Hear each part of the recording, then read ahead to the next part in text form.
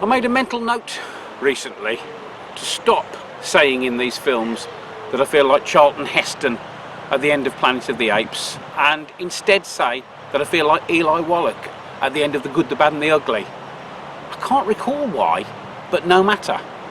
For today, I feel like neither. I feel instead like Daniel Day-Lewis in Milan Kundera's The Unbearable Lightness of Being. Why's that? Well, the fortified bridge behind me, it's so reminiscent of the Charles Bridge in Prague. Not necessarily in terms of how it looks, but it's unique in Britain. I think there's only 3 in Europe, and I was searching through my mind for its visual associations. I was thinking of places like Besalú in Spain, but no, it's the Charles Bridge. The way that it stands sentinel, the way that it works as a sight bite. I remember how it lodged in my consciousness, like so many things in early life do. On an early summer morning in the early 90s, a whole bunch of earlies in that sentence, but no matter, as I was being driven through it, because in those days you used to be able to drive through it, it wasn't pedestrianised, had no idea where I was going, didn't know anything about Monmouth other than its proximity to Rockfield Studios, where so many luminary recordings have taken place, and where of course David Bowie has been spotted eating cheese with Iggy Pop. But it lodged there very, very distinctly. And it's a heck of a sight bite. It's a heck of a town. I've started feeling like Kirk Douglas in Lonely Are the Brave. Why? What does he do? It's more that he's a man out of time. I know that feeling. I know that feeling.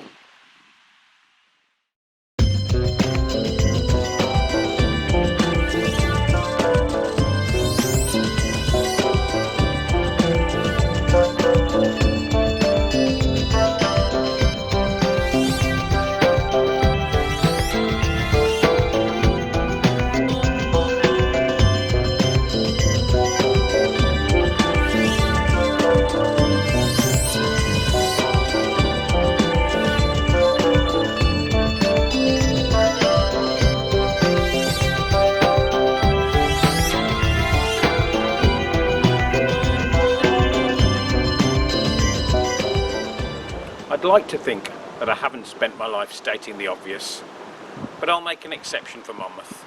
It's a good-looking town.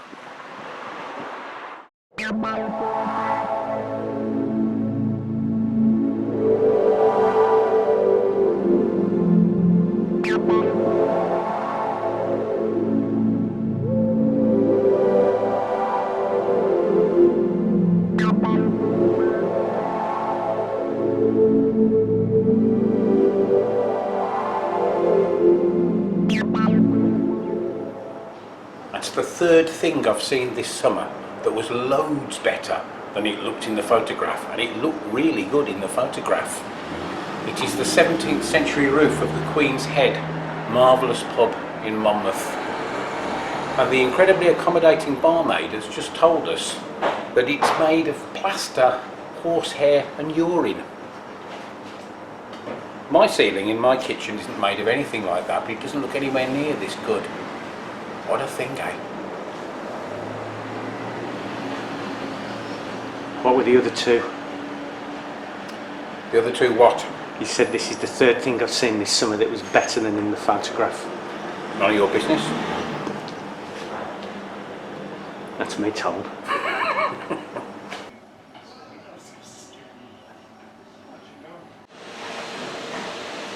As well as being hugely accommodating and highly informative with regard to the nature of the roof, the barmaids also just told me that Oliver Cromwell stayed here, in room 1 just above us, and they shot at him through the window.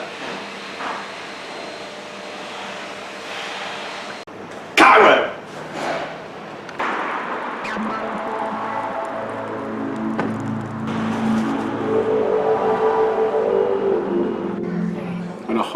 going to jump from the Queen's Head and you're in the Nag's Head. And you are in fact drinking inside the tower of the old town gate, which was just here. And equally accommodating bar staff have just let us in here, despite the fact it's kitted out for a birthday, as you can see by the giant balloons behind us. And beyond this pub was another pub, the Seven Stars I believe it was, which was a lepers pub where the lepers could drink, or if they could get through the gate and into the town, they could drink in the town. Fascinating. Makes me feel very well disposed towards town, being trusted with these places and these bits of information. Lovely.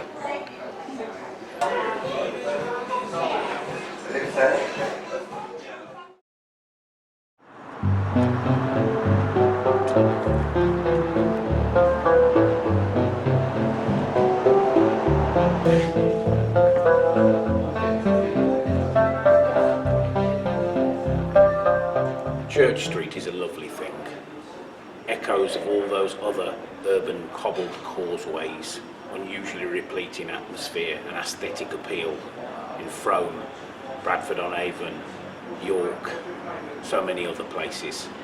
Splendidly topped off, though, I feel, by the regal deco plush of the Savoy.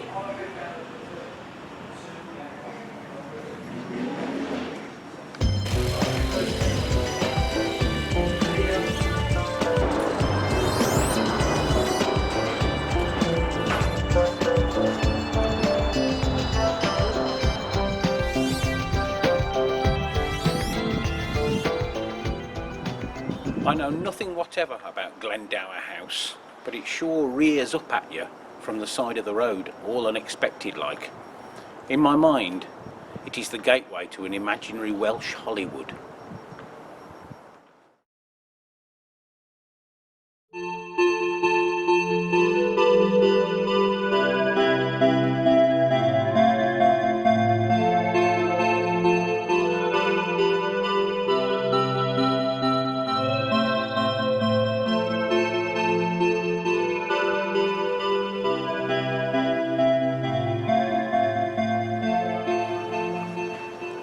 Revisiting churches is a little like rewatching films or episodes of a favourite TV programme. Sometimes it's just as you remember, sometimes it's better, sometimes it's worse. This is loads better than I remember, and I remember being impressed. There's another church, more central to all of those photogenic vistas in Monmouth, the Priory Church up at the top. It's nice, but St Thomas's down here. But over Monnow is the one. Twin chancel arches, beautiful font with font cover, beautifully lit, that darkness within, not spoiled for once by the plush carpeting, a sense of outside, the cars, the summer, a sanctum.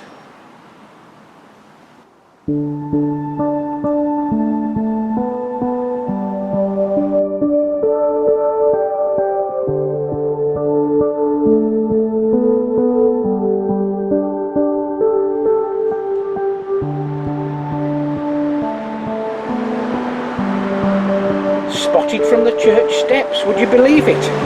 Isn't that strange, Harris? I was only talking on the way down about curious sights in England and Britain that were unsignposted, unheralded, no information therein. I was talking about the wax effigy of Sarah Hare in that cupboard in the church in Stow Bardolph in Norfolk, but I was not expecting to see a small door inside the tree opposite the church. Much less was I expecting to see the small replication of a child's bedroom therein. You are? Look. What's going on there then? Yeah. Well, actually, I was keeping this as a surprise. Mm-hmm. This is the latest in my Cummings Your Way range of merchandise. Okay. Yeah. So you know how you're sleeping out in the caravan on your driveway these days? Of course. Yeah. So yes. this is the latest accommodation that your wife has arranged for you. A bed without. Yes, yes. The next step. Yeah. Okay, yeah, Yeah. I can see. It's going to take some some adjusting to, but I think You're trying to lose weight, aren't you? yeah, I was about to say, I think a man like me can make it.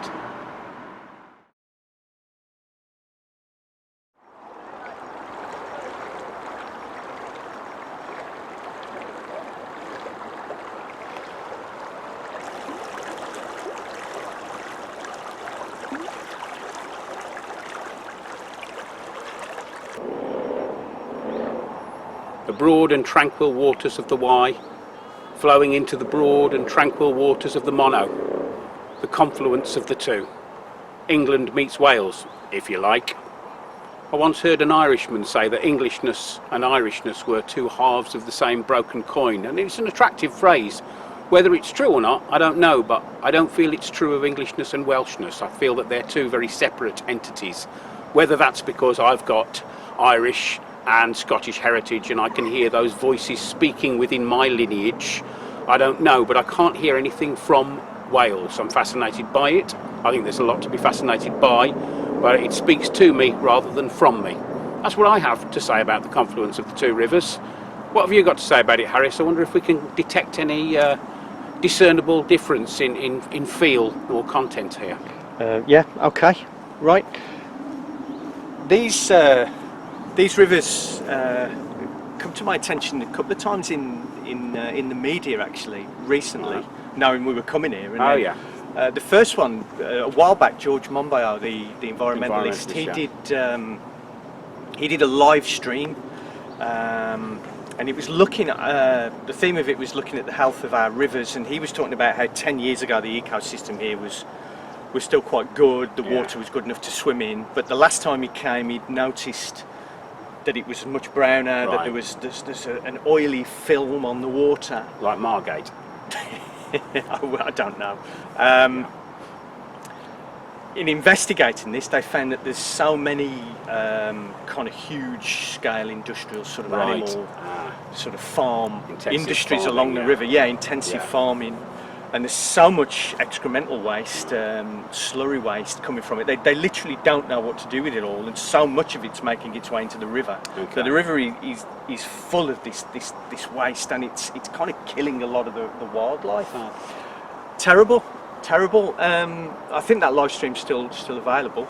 The other thing is, I'm not sure whether it was George Monbiot or Guy Shrubsole. He works for Rewild in Britain. Right. He wrote a great book which I read recently called Who Owns England, and it's about various things, but access rights is one of them. Yeah. And he retweeted something, or one of them had, about the River Monnow and just how little of it is walkable.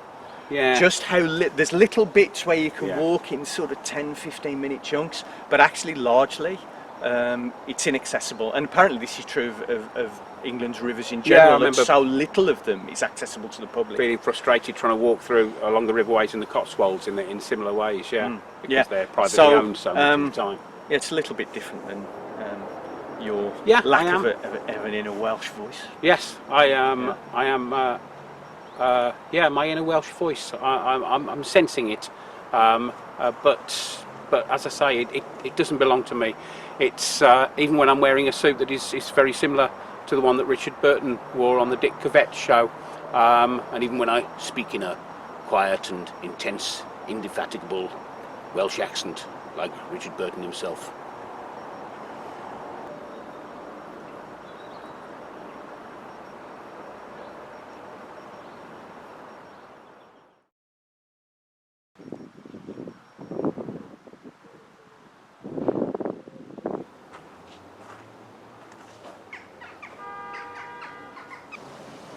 The apples rosying in the trees, silently stating the time of year. Autumn parking its car in the drive outside and preparing to get out. But it's a lovely place any time of year. It's got a lot of natural advantages, certainly. It's enfolded by tree-thronged hills, surrounded by rivers, Georgian edifices toppling hither and thither. But as the quiet presence of this lovely little peace garden adjacent to the castle ruins attests, it makes a lot of those advantages and works with them. It was nice being in the Queen's Head as the summer light suffused gently outside and trickled in, but it would be just as nice by the fire, the shadows looming and flickering on a December evening, or even November, something I usually can't bear to think about. I'm thinking about it now, all through the year, like a series of misericords underneath the benches in the church choir stall.